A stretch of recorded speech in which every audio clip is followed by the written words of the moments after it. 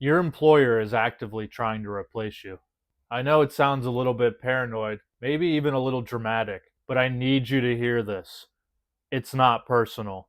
They're not evil. They're just trying to do their job.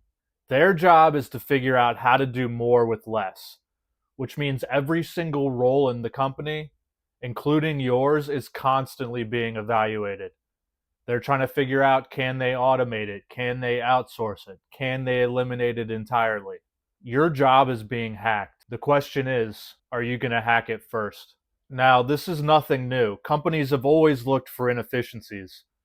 That's part of capitalism, fine. But two things have dramatically accelerated this timeline.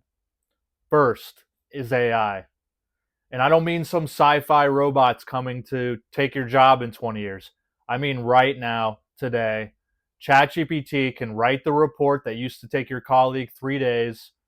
It can do the graphics that your marketing team used to outsource. It can write the code that your software developers used to use junior developers for. The math is getting really brutal.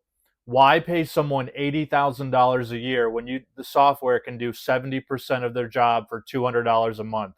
Two, private equity. PE firms have figured out a very simple playbook.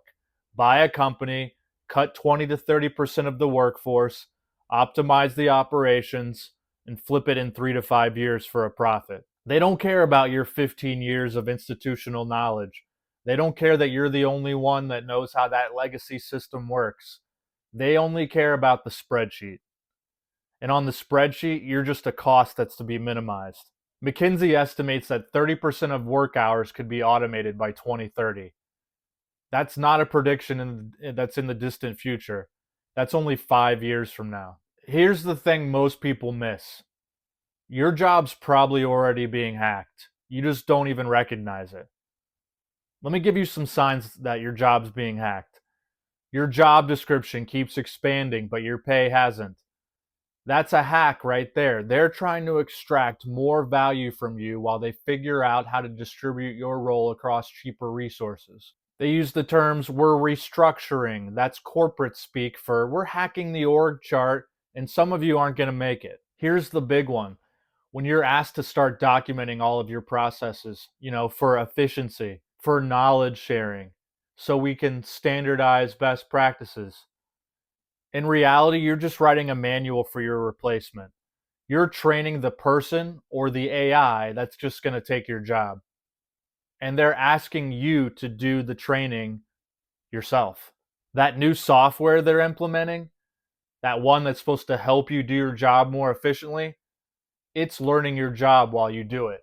Every click, every decision, every pattern, it's being recorded, analyzed, and optimized. Oh, and you know that offshore support team they just hired to help with the overflow? That's not support. That's a redundancy plan. So, what can you do about this? First, you need to have a shift in your mindset.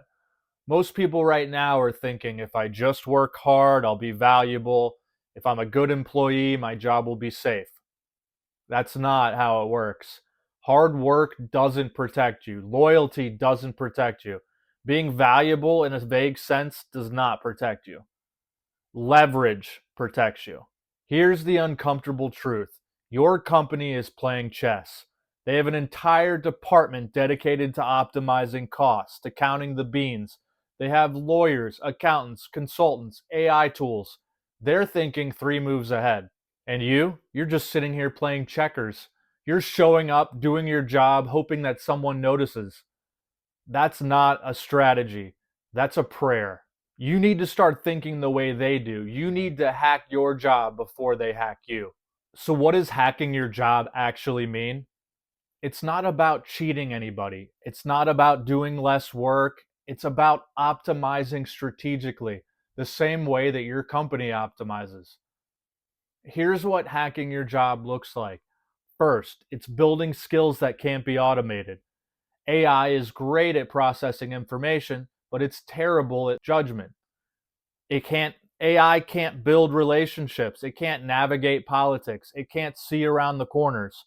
You need to focus on the things that machines can't do. Second, create relationships, not just deliverables. The people who survive layoffs aren't always the most productive. In fact, often they're not. They're the ones that have a lot of allies. They're the ones that are politically expensive to fire. You know, that guy that's well liked in the office? Nobody wants to see him go. Third, you need to have options. Always, always in your life. You need a side business, a network, skills that transfer. The person with options gets to negotiate from strength. The person with no options takes whatever they're given. Fourth, you have to extract value while you provide value.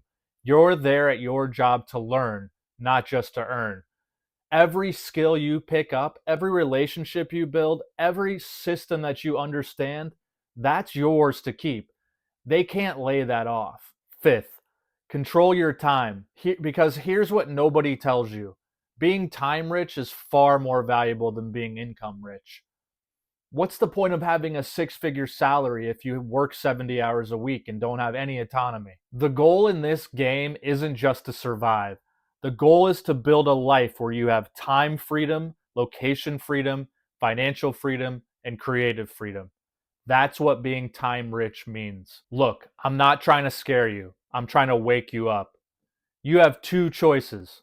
Choice number one: keep doing what you're doing. Show up, work hard, hope for the best. Wait for that email from HR letting you know you're laid off. Choice two: start hacking, build leverage, create options for yourself.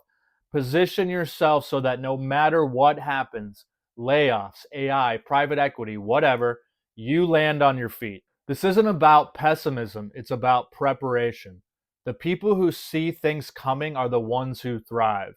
The people who don't are the ones scrambling when the music stops. You've got to hack your job before it hacks you. If this hits home, hit subscribe. I post videos every week: how to hack your job, work smarter, build options, and become time rich. And if you want the complete system, how to hack your job, optimize your time, and build real freedom, check out the link in the description. We've got all the tools you need to start hacking your job, and I'll see you in the next one.